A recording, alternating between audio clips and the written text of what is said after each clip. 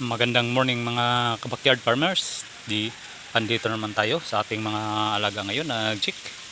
Yan yung bagong muscovidac na nagsisiw nung nakarang araw. Yung sisiw niya ay nasa 8 lang.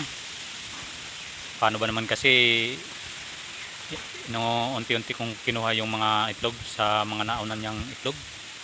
Kaya yun, konti lang yung itlog niya ngayon. 10 lang yung natira, 8 yung napisa. Pansamantala yung barako at saka yung isang inahin nilabas ko muna dyan. Yan o, tingnan nyo. Kasi dito yung kinatay nyo yung isa na nahuli niya. Yan, yung barakong yan, kinatay niya yung isang sisiw, kawawa. Kaya yun ang natira. So sila lang muna yung iniwan natin dito sa loob ng kulungan na yan. Pansamantala tinali muna natin sila dito. Yan o. Yun nga pala mga kabakyard, kanina ay inakyat natin pagkatapos nating magwalis, inakyat natin yung durian na yan kasi mayroon na akong nakita doon na isa na parang hinog na, kaya natanggal na sa yung kanyang sanga, kaya inakyat natin at yun nga nakita natin talagang hinog na siya. Pagka galaw ko sa tabi niya nalaglag na rin, so 3 yung nalaglag, bali 3 yun, kaya yun kinuha ko na, binigay ko dyan sa pastor namin dito sa kapitbahay ko, yung isa sa akin. Yan, yun lang, yun ang update natin dyan sa durian ngayon. Nagtaka ako kasi malapit na itong nag-umpisa ng maginog itong mga durian, mayroong nag-usbungan ng mga bagong flowers. Kita nyo yan, yung sangang yan, dalawa yan itong isa yung yun, maraming naglabasan na flowers. Ibig sabihin yan ay bago maubos itong bungang ito sa kahinog, mayroon na namang bago. Hindi ko maintindihan, o baka naman yung nung ako'y nag-spray ng spray para maganda yung bunga, ay baka naapektuhan yung sangang yan sa binigay kong spray, kaya yun naglabasan yung mga flowers niya. Kung sa bagay maganda naman yun kasi naulan na minsan, so okay lang, hindi siya mahirapan ngayon kasi naulan sa tuwing hapon. Dito naman tayo mga kabakyard sa aking mga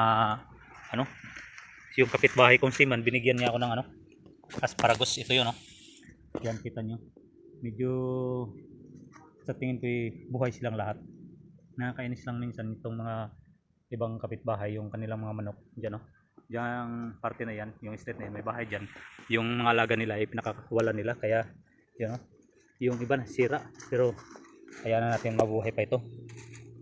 Yan natanggal natingnan nyo, naputol yan. Ito mayroon pa tayong ipinunla dito bago, hindi ko pa alam kung anong seeds ito, binigay din ito ng kapitbahay kong siman dyan, yung bahay nila dyan. So yan, maganda tingnan natin kung anong kalabasan yan. Ito naman yung mga limonsito, yan, malalaki na yung bunga, tapos malaki na nga yung bunga, mayroon namang bagong sumibol ng mga flowers yan talagang nakakatulong talaga yung mga yung maglagay ka ng pataba. Kahit nga rito may lumabas na bagong mga trunks yata yan, so ganda talaga. Dito hindi ako nagbigay ng pataba dito, pero talagang mataba ang mga ito, lugbating ito. Ito naman yun, napakataba ng mulberry, sobrang taba.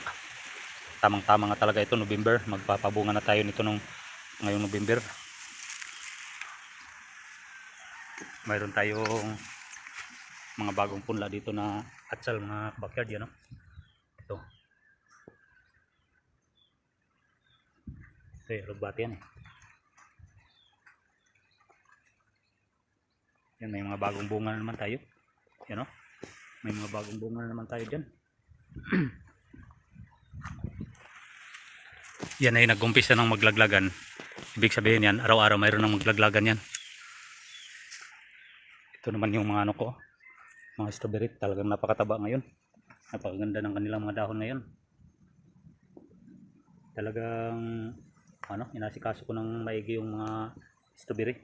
Gusto ko magparami nito ngayon dahil ako'y nandito na sa palagi asikaso nito. Napakataba ng strawberry. Ito naman yung mga tanim kong mga orchids, oh. Nag-flowers na rin.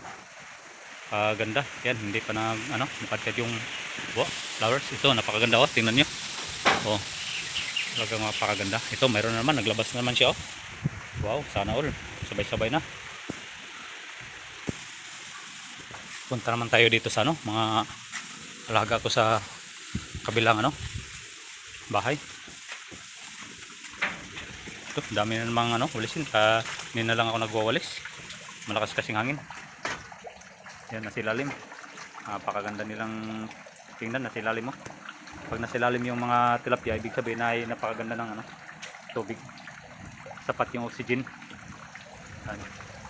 Naghalos lahat ng area mayroon.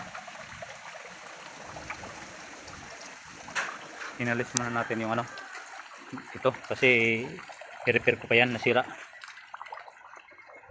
Dami na namang walisin. Dito kaya. Ayan, kaganda. Tingnan nyo. Wow, dami. Yan, napunta sa ilalim lahat. Masayang paliligo ng mga ito, oh. Sarapan pala sila sa yung hindi niluto yung bigas mais. Wow, kaganda. Lakas ng hangin, tingnan nyo, oh, backyard, oh. Oh, napakalakas ng hangin ngayon. Talagang mayat maya lang daming walisin. Okay lang yan. Dito mayroon pa akong natirang itim dito na tilapia. Nandiyan silalim, oh. Dito masigla na yung mga bagong fry ko. Pero mayroon nang nangihingi nito. Yan, oh. Madami-dami din yan, oh. Nasa ilalim. Madami yan. Pero mayroon nang nanghihingi niyan. Bibigyan na lang natin kaysa yung mga malaki. Sabi niya kumari kung yun na lang daw malaki. Huwag naman. Kasi hindi pa nga ako nakakuha niyan kahit isa. Gusto kong palakihin yan. Hindi ko gustong bawasan yan. Sabi ko sa kanya kaya ito lang kumari. Yan. Eksaktong 2 linggo ay sinabi ko sa kanya ibabalikan niya ito. Bibigay ko lahat. Sige. Ayun, yung malalaki kong tilapia, yung itim. Yan, oh. Naalon, eh. Talaga. Ito, dami na namang dahon ng kawayan, no?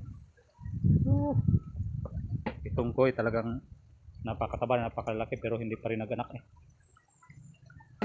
So, yun lang muna ang update natin mga kabakir. Ngayon sa araw na ito, tayo ay pupunta ng sentro ngayon, mag-check tayo sa ating internet kasi medyo masama raw yung internet ng doon sa isa naming bahay.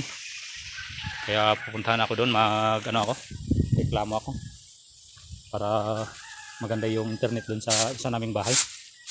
Gandang araw sa inyong lahat, naway pagpalain tayo ng buong may kapal.